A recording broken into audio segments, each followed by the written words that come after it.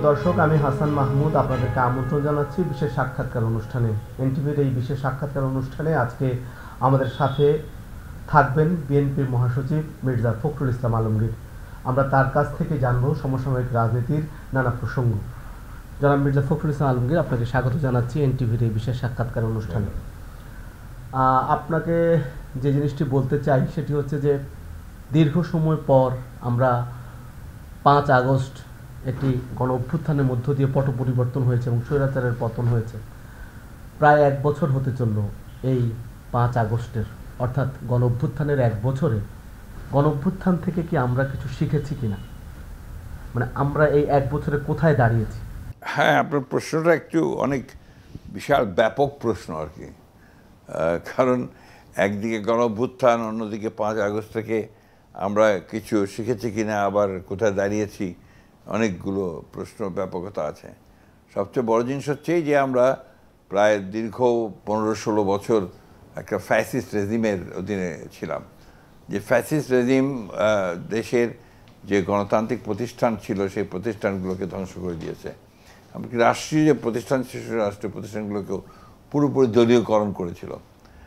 অর্থনীতিকে বলা যেতে পারে লুণ্ঠনের মধ্য দিয়ে অর্থনীতিকে একেবারে আপনার শূন্যের কোঠায়, খাদের কিনারায় নিয়ে গিয়েছিল।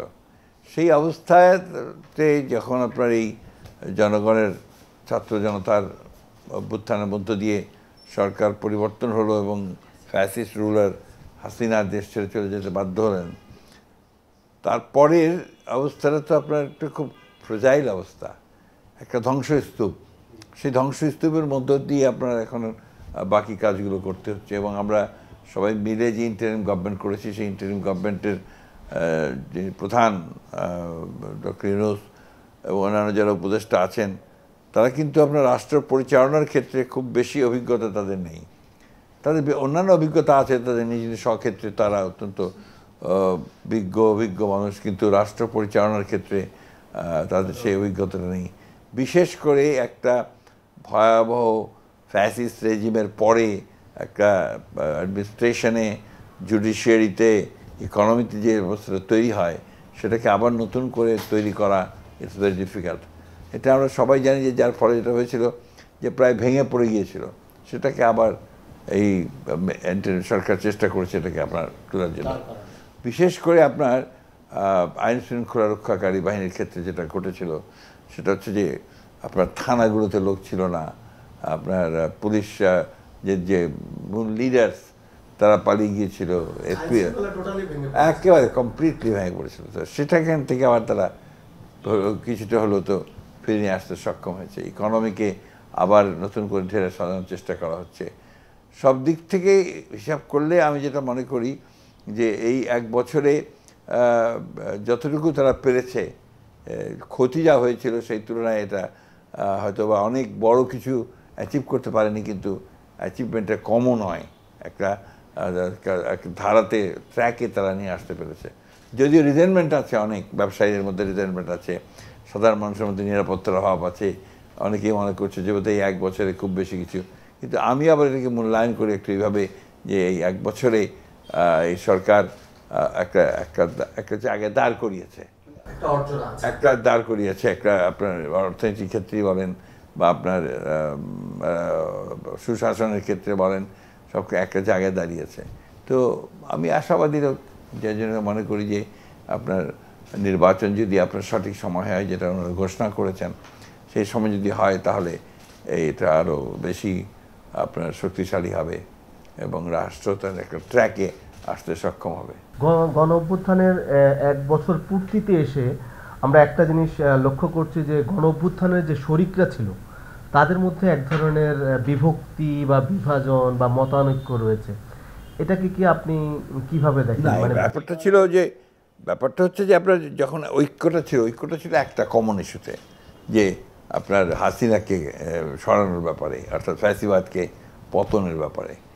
আর পরবর্তীকালে যে ঐক্যটা প্রয়োজন, আপনার এখন যেটা প্রয়োজন সেটা হচ্ছে যে রাষ্ট্র পরিচালনার ক্ষেত্রে যে বিভিন্ন ইস্যুগুলো সামনে এসে দাঁড়িয়েছে, সেই ইস্যুগুলোকে আপনার একমত হওয়া কতটুকু সম্ভব হচ্ছে। আপনারা জানেন যে এটা আমরা অনেক আগে থেকে উপলব্ধি করেছিলাম বিএনপি অ্যাজ এ পার্টি, যে বর্তমানে অর্থাৎ ব্যবস্থা ছিল, কাঠামো ছিল, সেই কাঠামোতে এটাকে কন্টেইন করা সম্ভব হচ্ছিল না। যার ফলে আমরা কিন্তু আমাদের দলের চেয়ারপারসন 2016 সালে তিনি একটা ভিশন 2030 দিয়েছিলেন। পরবর্তীকালে 22 সালে আমরা অন্যান্য দলগুলোর সঙ্গে আলাপ করে একটা 31 দফা কর্মসূচি, রাষ্ট্রকরণ সংস্কার কর্মসূচি আমরা দিয়েছিলাম। সেটার উপরে সরকার সংস্কার কমিশন গঠন করেছে। এখন তো আপনার প্রায় শেষের দিকে আপনার ঐক্যমতের চেষ্টা করা হচ্ছে, চেষ্টা চলছে, অনেক ক্ষেত্রে একমত হয়েছে। সব ক্ষেত্রে যে রাজনৈতিক দলগুলো একমত হয়ে যাবে এটা মনে করতে কোনো কারণ নেই। এটা রাজনৈতিক গণতান্ত্রিক দেশ, বা এক একজনের একটা মত থাকবে, সেটা ঠিক আছে। সেই জন্যই আমরা যেটা জোর দিচ্ছি যে নির্বাচনটা হলে এই সমস্যাগুলো অনেকগুলোর সমাধান হবে। অর্থাৎ পিপুলের কাছে আপনি যেতে পারবেন ইস্যুটা নিয়ে, যে ইস্যুটা আছে পিপুল উইল ডিসাইড যে তারা কোন পক্ষে যাবে, এবং সেই ক্ষেত্রেই সেটাই হবে আপনার সবচেয়ে ভালো সমাধান। জনাব মির্জা ফখরুল ইসলাম আলমগীর, আমি যদি বলতে চাই যে এভাবে যে আপনাদের শরিকদের মধ্যে যদি বিভাজন বা অনৈক্য দেখা দেয়, সেক্ষেত্রে ফ্যাসিবাদ কি এই সুযোগ? না, সেটার কোনো সুযোগ নেই। এই জন্যে যে একটা ব্যাপারে তো সমস্ত রাজনৈতিক দলগুলো আদার দেন যারা আপনার ফ্যাসিবাদের সঙ্গে একসঙ্গে জোটসর যারা ছিল, তারা বলতে সবাই তো একমত ছিল, আছে, এখনও পুরোপুরিভাবেই আছে যে আর না, আওয়ামী লীগ আর না, অর্থাৎ ফ্যাসিবাদ হাসিনা সরকার যার জন্য ফেরত আসতে না পারে। আর বাকি যেটা আপনারা দ্বিমত দেখছেন, এই দ্বিমতটা হচ্ছে আপনার গণতান্ত্রিক ব্যবস্থার নিয়ম। গণতান্ত্রিক ব্যবস্থাতেই এটা থাকবে, সব দল তো একমত হবে না, তাহলে আর গণতন্ত্র হলো কোত্থেকে? না, সেক্ষেত্রে অনেক সময় আমরা দেখি যে গোপালগঞ্জ ইস্যু বা আরও বেশ কিছু ইস্যুতে তাদের একটা উপস্থিতি টের পাওয়া যায় সবসময়। না, তো টের পাওয়া যেতে পারে তো, ওরা তো আপনার আইনগতভাবে নিষিদ্ধ হলেও, সরকার নিষিদ্ধ করলেও, কার্যক্রম স্থগিত করলেও দল তো আছে, দলের লোকজন তো আছে, আর তাদের নেতৃত্ব পাশের দেশে অবস্থান করছেন। সুতরাং সেই ক্ষেত্রে তারা কিছু কিছু সমস্যা তৈরি করতে পারে। এগুলো বড় সমস্যা না। বড় সমস্যা হচ্ছে যে অতি দ্রুত আপনার নির্বাচনে যাওয়া, একটা ইলেকটেড গভর্নমেন্ট তৈরি করা যাদের শক্তি ক্ষমতা সব বেশি থাকবে। একটা ইলেকটেড গভর্নমেন্টের শক্তিটা কোথায়? যে জনগণের ম্যান্ডেট আছে তার, সুতরাং তার শক্তি অনেক বেশি হয়। আর রাজনৈতিক দলগুলোর সাথে সরকারের বৈঠকে কিছুদিন আগে নির্বাচনের তারিখ ঘোষণার একটা কথা বলা হয়েছে, নিশ্চয়ই আপনি শুনেছেন, কিন্তু এরপরে আসলে এই বিষয়ে আর কোনো বক্তব্য নেই। এটা কি? না, কেন, কালকে তো বক্তব্য এসছে একটা দেখলাম। আমাদেরকে আপনার এর আগেও আমাদেরকে উনি ডেকেছিলেন আপনার চিফ অ্যাডভাইজার, এরপর পরপর কয়েকটা গ্রুপের সঙ্গে দেখা করলেন। গতকাল মোস্তফা জামাল হায়দারও তো একটা স্ট্যান্ড দিয়েছে যে নির্বাচন সঠিক সময় হবে, 4-5 দিনের মধ্যে সেটা ঘোষণা করা হবে। এটা ওনার মিটিংয়ের মধ্যে দিয়ে যেটা বেরিয়ে এসছে, এটা উনি লক্ষ্য করেছেন।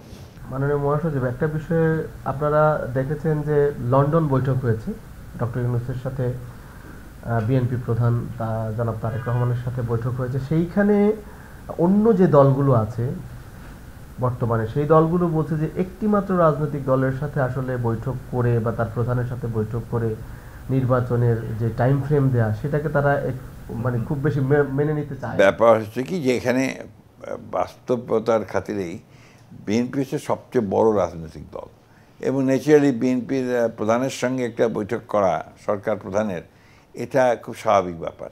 অন্যান্য দলগুলোর সঙ্গেও তিনি করছেন এবং বিএনপির প্রধানের সঙ্গে তিনি কথা বলবেন, এটাই স্বাভাবিক। সেইখানে আলোচনার মাধ্যমে একটা সময়ে, নির্বাচনের একটা সময় সীমা তারা কাছাকাছি একটা সময়সূচি, মধ্য ফেব্রুয়ারিতে নির্বাচনটা হতে পারে, এটা তো হতেই পারে। এটা অন্যান্য দলগুলো তো খুশি হওয়া উচিত যে নির্বাচনের সময় তাদের সাথে কোনো না, আলোচনা করছেন তো, প্রতিদিনই আলোচনা করছেন উনি। এটা আলোচনা এই কয়েকদিন ধরেই তো করলেন, আলোচনা হচ্ছে না কোথায়?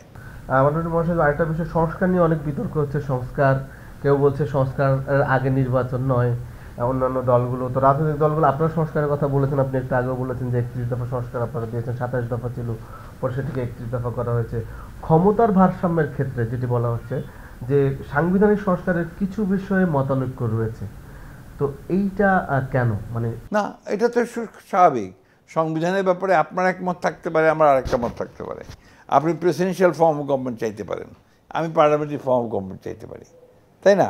আমি মনে করতে পারি যে প্রধানমন্ত্রীর এই ক্ষমতা থাকা উচিত, আরেকটাও মনে করতে পারি যে প্রধানমন্ত্রীর এই ক্ষমতাগুলো এইভাবে থাকা উচিত। কতগুলো বিষয় আছে যেখানে রাজনৈতিক দলগুলো তারা ভিন্ন মত পোষণ করবে, এটাই তো স্বাভাবিক। এটা সমাধান কিভাবে হবে?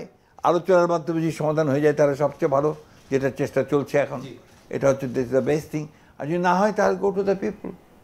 আপনি ইলেকশনে যাবেন, ম্যানিফেস্টোতে নিয়ে আসবেন, সেই ইস্যুগুলো জনগণ ভোট দেবে। আপনাকে যদি ভোট দেয় আপনারটা থাকবে, আমাকে ভোট দিলে আমারটা থাকবে। কোনো কোনো দল বলছে যে সংস্কার ছাড়া তারা নির্বাচনে যাবে না, এটা অনেক দল বলেছে, ইতিমধ্যে আপনি জেনেছেন। আপনারা বলছেন যে সংস্কারে যতটুকু ঐক্যমত হচ্ছে সেটুকু দিয়েই, যেটা আপনি বললেন সেটা দিয়ে হবে, বাকি গুরুত্বপূর্ণ সাংবিধানিক সংস্কারগুলো নির্বাচিত সরকার এসে, অর্থাৎ যে নির্বাচিত সরকার আসবে তারা করবে। কিন্তু কোনো কোনো দল বলছে শুধু নির্বাচনের জন্য বা কেবল ক্ষমতার পরিবর্তনের জন্য তো আসলে গণ অভ্যুত্থান হয়নি। মজার ব্যাপারটা হচ্ছে কি, যে বাংলাদেশের গণতন্ত্রের যে ডেফিনেশন, এটা আপনার এক একজনের কাছে এক এক রকম। এর কারণটা হচ্ছে বাংলাদেশে আসলে গণতন্ত্র প্র্যাকটিস হয়নি। আফটার লিবারেশন শেখ মুজিব নিজেই প্রথমে গণতন্ত্র শেষ করেছে। তার পরবর্তীকালে জিয়াউর রহমান সাহেব কিছুটা চেষ্টা করেছিলেন গণতান্ত্রিক ব্যবস্থাটাকে ফিরিয়ে আনে আসার জন্য, ওটা আবার এরশাদের হাতে গিয়ে সেটা আবার নষ্ট হয়েছে। আমরা আসার পরে, অর্থাৎ বেগম জিয়া আসার পরে আমরা চেষ্টা করেছিলাম যে কেয়ারটেকার গভর্নমেন্ট সিস্টেমটাকে ইন্ট্রোডিউস করে আবার গণতান্ত্রিক প্রক্রিয়ায় ফিরে আসার জন্য। সেটা 3টে ইলেকশন হয়েছে, ভালো হয়েছে, কিন্তু তারপরে আবার সেটা 15 বছর ফ্যাসিবাদের কবলে পড়ে একেবারেই তছনছ হয়ে গেছে। সুতরাং গণতন্ত্র চর্চা যেটা, সেটা এখানে কখনোই সঠিকভাবে হয়নি। আপনি দেখেন যে সমস্ত দেশগুলোতে গণতন্ত্র চর্চা হয়েছে, সে ফর এক্সাম্পল এত ইন্ডিয়া, এত ঝামেলা আছে তাদের, তারপরে কিন্তু তাদের এই নির্বাচন, দেশ, গণতন্ত্র নিয়ে কোনো সমস্যা নেই। ওই জায়গা বেসিক জায়গাগুলোতে দেশপ্রেম না, এটা অন্য জিনিস। এটা হচ্ছে আপনার স্ট্রাকচার অফ ডেমোক্রেসি, এটা ঠিক আছে। আপনি যেমন মালয়েশিয়াতে গণতন্ত্রের ব্যাপারটা ঠিক আছে। নেপাল একটা নতুন আপনার প্রজাতন্ত্রের রাষ্ট্র হয়েছে এবং সেখানে তাদের কয়েকবার আপনার সংবিধান পরিবর্তন হয়েছে, সেটা পর্যন্ত আপনার এখন পর্যন্ত তারা গণতন্ত্র ঠিক আছে, কারণ তারা প্র্যাকটিসিং ডেমোক্রেসি। ওরা গণতন্ত্র চর্চাটা করছে, গভর্নমেন্ট ভাঙছে, গণতন্ত্র সংবিধানে যা আছে সেইভাবে তারা আবার নির্বাচন করছে, সেইভাবে সরকার বদলাচ্ছে। তা আপনি চর্চা করবেন না, সবসময় চাপিয়ে দেবেন ওপর থেকে, এটা করলে তো গণতন্ত্র চলবে না। গণতন্ত্রকে চলতে দিতে হবে তার নিজস্ব গতিতে, তার নিজস্ব পথে, and that is the we call Democratic culture. এটা না থাকলে গণতন্ত্র কখনো ফ্লারিশ করতে পারে না। এবার একটু অন্য প্রসঙ্গে আসি, আপনাদের দলীয় প্রসঙ্গে। সেটা হচ্ছে যে এখন পর্যন্ত আপনাদের দলের 7,000 নেতাকর্মীর বিরুদ্ধে আপনারা সাংগঠনিক ব্যবস্থা নিয়েছেন, কিন্তু আপনার কাছে প্রশ্ন বা জানতে চাওয়া হচ্ছে তারপরেও দলের অপরাধ প্রবণ নেতাকর্মী বা অপরাধ প্রবণ নেতাকর্মীদের নিয়ন্ত্রণ করা যাচ্ছে না কেন? এটা আপনাকে একটা কথা বলি, 15 বছর আওয়ামী লীগ যে দৃষ্টান্ত স্থাপন করেছে রাষ্ট্রের পরিচালনার ক্ষেত্রে, লুটপাটের ক্ষেত্রে, সব ক্ষেত্রে, এটা অনেকটা আরেকটা কালচারে পরিণত হয়ে যাওয়ার মতো অবস্থা আছে। শুধু আমাদের কথা বলছেন কেন, আপনার এই বৈষম্য বিরোধীর নেতারাও তো আপনার সঙ্গে দেখা গেলো পুলিশ তাদেরকে অ্যারেস্ট করছে, তাই না? তো অন্যান্য দলগুলোর মধ্যেও তো এই ঘটনাগুলো ঘটছে। এখন কথা হচ্ছে যে শুধু বিএনপিকে বলা হচ্ছে, কারণ BNP has taken action, BNP ব্যবস্থা নিয়েছে, অ্যাকশন নিয়েছে। 7,000 নেতাকর্মীকে দল থেকে বহিষ্কার করে দেওয়া, এটা কোনো চারটিখানি কথা না একটা আপনার দলের পক্ষে, তাই না? But we have taken that, কারণ আমরা মনে করি যে এটা এইভাবে নেওয়া দরকার, প্রয়োজন আছে বলে। সো এটাকেও কিন্তু আমি গণতন্ত্রের উত্তরণের ক্ষেত্রে, নির্বাচনের মাধ্যমে একটা জায়গায় যাওয়া, গণতন্ত্রের ট্র্যাকে রেলে ওঠা, এটা কোনো বাধা মনে করি না। এটা আবার এই গণতন্ত্র চলতে থাকলে, প্র্যাকটিস হতে থাকলে, সেগুলো অ্যাকাউন্টেবিলিটি যখন আসবে, আপনার প্রশ্নটা আসবে, আপনার জবাবদিহিতার প্রশ্ন আসবে, তখন দেখবেন আস্তে আস্তে এটা সব ঠিক হয়ে যায়। আপনারা নির্বাচনের কথা বলছেন এবং সামনে নির্বাচনের জন্য নিশ্চয় প্রস্তুতিও নিচ্ছেন। নির্বাচন মাঠে গড়ালো, একটা বড় রাজনৈতিক দল নাই, যদি ওই অর্থে বলি, ফ্যাসিবাদী বা স্বৈর শাসনের কারণে তারা দেশ থেকে বিতাড়িত হয়েছে। সেই একটা রাজনৈতিক দল যখন নাই, মাঠে যখন নির্বাচন গড়ালো, তখন সেই নির্বাচনটা আপনার কি মনে হয় না যে একটু এক পেশে হয়ে যাবে, বা আপনার একটা বড় রাজনৈতিক? বিষয়টাকে ওইভাবে আমি দেখি না, এই জন্য দেখি না যে তাদের জনগণ তাদেরকে আপনার পরিত্যাগ করেছে। তারা যে দেশ থেকে পালিয়ে গেছে, কী জন্য পালিয়েছে? বাধ্য হয়ে তো পালিয়েছে, জনগণের উত্তাল রোষে টিকতে না পালিয়েছে। সুতরাং তারা জনগণ দ্বারা অলরেডি বিতাড়িত। পথ তো দুইটা আছে আপনার, একটা হচ্ছে নির্বাচনের মাধ্যমে তাদেরকে আপনি পরাজিত করে সরিয়ে দেওয়া, অথবা আপনার যেভাবে পালিয়েছে গণ আন্দোলনের মধ্যে, তো গণ আন্দোলনের মধ্যে তারা পালিয়ে গেছে, they have already left the country. সুতরাং সেটা কোনো বাধা হয়ে দাঁড়াতে পারবে না, এবং সেইটা ক্রেডিবিলিটির ক্ষেত্রেও কোনো ইস্যু হয়ে দাঁড়াতে পারে বলে আমি মনে করি না। না, আপনারা তো অপেক্ষাকৃত কম প্রতিদ্বন্দ্বীর সাথে সেক্ষেত্রে না, সেটা অন্য জিনিস, আপনার হতেই তো পারে। আপনার যে একটা দেশে যে সব সময় আপনার শক্তিশালী অপোজিশন থাকবে বা এটা নাও হতে পারে। আপনি কালচার করতে করতে তো আসবে, ওই একই কথা আসছে আবার, যে আপনি চালু করেন আপনার পার্লামেন্ট ডেমোক্রেসিকে, দেখবেন এর মধ্যে থেকে তখন এই দল এনসিপি যেটা আছে, ছাত্রদের যেটা দল, এটা যে বড় দল হয়ে উঠবে না ভবিষ্যতে তার কাজের মধ্য দিয়ে, এটা আপনি কি করে বলবেন? জামাত ইসলাম যে বড় দল হয়ে উঠবে না, এটা আপনি কি করে বলবেন? প্র্যাকটিস করেন আগে, দেখেন, নির্বাচনে যান। হ্যাঁ, ওগুলো তো হতেই পারে, জোট টোট যাই হোক, জনগণ কাদেরকে ভোট দিচ্ছে, জনগণ কি যাচ্ছে, সেটা হচ্ছে মূল জিনিস। এটা হচ্ছে না করে আগে থেকে আমি আপনার প্রিএম্প্ট করছি, এটা বোধহয় ঠিক হচ্ছে না আর কি। লেট পিপুল ডিসাইড। প্রায় প্রতিদিনই নির্বাচনের কথা বলছেন, নির্বাচনের জন্য কি ধরনের প্রস্তুতি আপনারা নিচ্ছেন, বা যে যতগুলো আসন আছে সেখানে আপনারা কথা বলছেন কিনা, বা সে ধরনের প্রস্তুতি শুরু করেছেন কিনা? বিষয়টা হচ্ছে কি জানেন, আমাদের মতো রাজনৈতিক দল আমরা সবসময় নির্বাচনের জন্য তৈরি থাকি না শুধু, আমরা মুখিয়ে থাকি।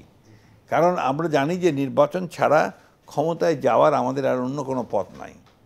জনগণের কাছে যাব, জনগণ যদি আমাদেরকে আপনার ভোট দেয়, তাহলে আমরা রাষ্ট্র পরিচালনার দায়িত্ব পাবো, সরকার গঠনের দায়িত্ব পাবো। আমাদের যে ম্যানিফেস্টোতে আমরা যে সমস্ত অঙ্গীকার করব, আমরা জনগণের জন্য যে কাজগুলো করতে চাই সেই কাজগুলো করব, সেটা একমাত্র সরকারে গেলেই আমরা করতে পারবো, এছাড়া আমাদের পক্ষে করা সম্ভব হবে না। তো এই জিনিসটাই আমরা বলছি আর কি, যে লেট দ্য বল রোল, এটাকে রোল করতে দেন। রোল করলেই তখন আস্তে আস্তে এটা একটা জায়গায় গিয়ে একটা দাঁড়াবে আর কি। আপনারা তো যুগপৎ আন্দোলন করেছেন এবং অনেক শরিক আপনাদের সাথে রয়েছে, সেক্ষেত্রে নির্বাচন খুব কাছাকাছি, যদি সেই অর্থে বলি টাইম ফ্রেম অনুযায়ী ফেব্রুয়ারিতে যদি নির্বাচন হয়, তার আগে নিশ্চয়ই ইশতেহার হবে।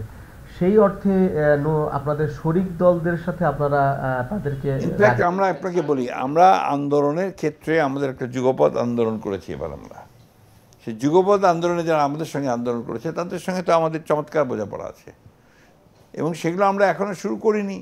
কে কোথায় নির্বাচন করবে বা কতটুকু আমরা তাদের নাম মার্কা নিয়ে নির্বাচন করবে, নাম নিয়ে নির্বাচন করবে, নাকি বিএনপির সঙ্গে শেয়ার করবে, এগুলো কিন্তু এখনও সিদ্ধান্ত হয়নি।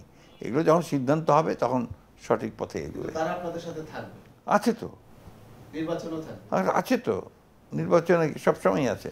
বর্তমান যে বৈশ্বিক প্রেক্ষাপট, সেই সঙ্গে ভূরাজনীতির যে গতি প্রকৃতি, যদি এমন একটি পরিস্থিতিতে বিএনপির প্রধান বেগম খালেদা জিয়া অসুস্থ এবং তারেক রহমান তিনি দেশের বাইরে রয়েছেন, এই সংকট মোকাবেলায় আসলে বিএনপি কতটা প্রস্তুত? বিএনপি 15টা বছর এই সংকট মোকাবেলা করেছে, ভূ রাজনীতি নিয়েই তো করেছে। বিএনপি তো গত 15 বছর যে সংকটটা মোকাবেলা করেছে, আপনার সমস্ত সংকটগুলি ছিল নিয়েই তো আমরা সংকট মোকাবেলা করেছি, চ্যালেঞ্জের মোকাবেলা করেই তো বিএনপি দাঁড়িয়েছে। বিএনপি তো আপনার মাথা উঁচু করে দাঁড়িয়েছে। আর এখন তো আরও সহজ হয়েছে এই জন্য, আমাদের দেশের নেত্রী অসুস্থ হলেও দেশেই আছেন। আর দ্বিতীয়ত হচ্ছে যে আমাদের চেয়ারপারসন, অ্যাক্টিং চেয়ারম্যান, তিনি খুব শীঘ্রই দেশে চলে আসছেন, তার তো আর কোনো বাধা নেই, he will come very soon. জাতীয় ঐক্যমত্য কমিশনের সংস্কার নিয়ে যে সংলাপ, সেখানে দেখা গেছে কোনো শরিক দল, আপনাদেরই শরিক দল, বিএনপির সাথে ঐক্য পোষণ করছেন, অর্থাৎ দ্বিমত পোষণ করছেন। হতেই পারে, এটাই তো ডেমোক্রেটিক প্রসেস না, এটা একটা গণতান্ত্রিক অধিকার তাদের। সব বিষয়ে যে তারা আমাদের সঙ্গে একমত হবে না, তো আমাদের আলাদা দল, তাদের আলাদা দল, তারা কোনো বিষয়ে ভিন্ন মত পোষণ করতেই পারেন। সেক্ষেত্রে আপনাদের বিষয় থেকে তাদের বিষয়ে কোনো না, কেন থাকবে? আমরা তো গণতন্ত্রে বিশ্বাস করি, এটা আমাদের তো এগ্রিমেন্টের মধ্যেই আছে। আচ্ছা, নির্বাচন কমিশনের নির্বাচনের প্রস্তুতির বিষয়ে আপনি কি কোনো দৃশ্যমান কিছু দেখতে পাচ্ছেন? হ্যাঁ, অবশ্যই, তারা তো ইতিমধ্যে বহু কাজ করেছে, তারা অনেক কাজ করেছে। তাদের ইতিমধ্যে এখন তারা আপনার ট্রেনিংয়ে যাচ্ছে, প্রাথমিক কাজগুলো শেষ করে নিয়ে এসছে, ভোটার লিস্ট কমপ্লিট করেছে, সবই তো করেছে, কাজ করছে। রাজনৈতিক বিশ্লেষকরা মনে করছেন যে বর্তমান 5 আগস্ট পরবর্তী রাজনীতিতে দক্ষিণপন্থীদের এক ধরনের উত্থান হয়েছে, যেটি নিয়ে আপনি বলেছেন এর আগেও। আপনি আসলে কি মনে করেন? আমার কথা আমি আগেই বলেছি, আপনারা পড়েছেন না, সেটা শুনেছেন। আমিও মনে করি যে বাংলাদেশে আপনার এই প্রবণতা দেখা যাচ্ছে, কিছুটা রাইট পলিটিক্সের একটা উত্থানের মতো এটা দেখা যাচ্ছে। তো এটা আমরা খুব উদ্বিগ্ন এই কারণে যে এটা ইট নেভার একটা দেশের জন্য খুব ভালো না। সেন্ট্রিস্ট পলিটিক্সে বিশেষ করে লিবারাল ডেমোক্রেসিতে থাকাই, আমরা যেহেতু লিবারাল ডেমোক্রেসি বিশ্বাস করি, আমরা মনে করি ওটাই হচ্ছে সবচাইতে ভালো অপশন। এবং এখানে সবাইকে কন্টেইন করা যায়, বামকেও কন্টেইন করা যায়, ডানকেও কন্টেইন করা যায়, বামের ডান, ডানের বামকে কন্টেইন করা যায়। শরিকদের মধ্যে যে আক্রমণাত্মক বক্তব্য সবশেষ একেবারে নাম ধরে, এটা পলিটিক্সের সৌন্দর্য, অর্নামেন্ট। নাম ধরে যেভাবে এটা কালচার। আপনার বাংলাদেশে নাম ধরে, শুধু বাংলাদেশে কেন, ট্রাম্প নাম ধরে গালি দেয় না সারাক্ষণ, বাইডেনকে গালি দিচ্ছেই। বাইডেন তো, আমি আপনার গেলাম আমেরিকাতে, আপনার প্রেসিডেন্ট যে ব্রেকফাস্ট প্রেয়ারে ট্রাম্পের বক্তৃতা শুনলাম, সারাক্ষণ 1 ঘন্টা বক্তৃতা করলো, আধা ঘন্টা সে বাইডেনকে গালি দিল। বাইডেন ক্ষমতায় ছিল না তো, হারিয়ে গেছে, তারপর গালি আধা ঘন্টা। এটা আপনার ডেমোক্রেটিক পলিটিক্সে এটা হচ্ছে একটা অর্নামেন্ট বলতে পারেন আপনি। এই গালিগালাজ বকাবকি চলবে, একে অপরকে কথা দিয়ে আক্রমণ করবে, এটা স্বাভাবিক। আপনাকে অসংখ্য ধন্যবাদ আমাদের অনুষ্ঠানে আজকে যোগ দেওয়ার জন্য। দর্শক, এই ছিল আজকের আলোচনার আয়োজনের আয়নায়, আলোচনার সারবস্তু। এই আলোচনা থেকে প্রাপ্ত কিছু যুক্ত হোক, খোলা থাকুক সত্যের চোখ। এখানে আমার একটা যুক্ত করার আছে এর মধ্যে। আপনার গণতন্ত্রকে চলতে দিন তার নিজস্ব গতিতে, গণতন্ত্র তার নিজস্ব জায়গায় নিজেই করে নেবে, এবং এটাই হচ্ছে মানুষের মুক্তির একমাত্র পথ। ধন্যবাদ। সুপ্রিয় দর্শক, এই ছিল আজকের আলোচনার আয়োজনের আয়নায়। পরবর্তী কোনো অনুষ্ঠানে আপনাদেরকে স্বাগত জানিয়ে এখানে শেষ করছি। আল্লাহ হাফেজ।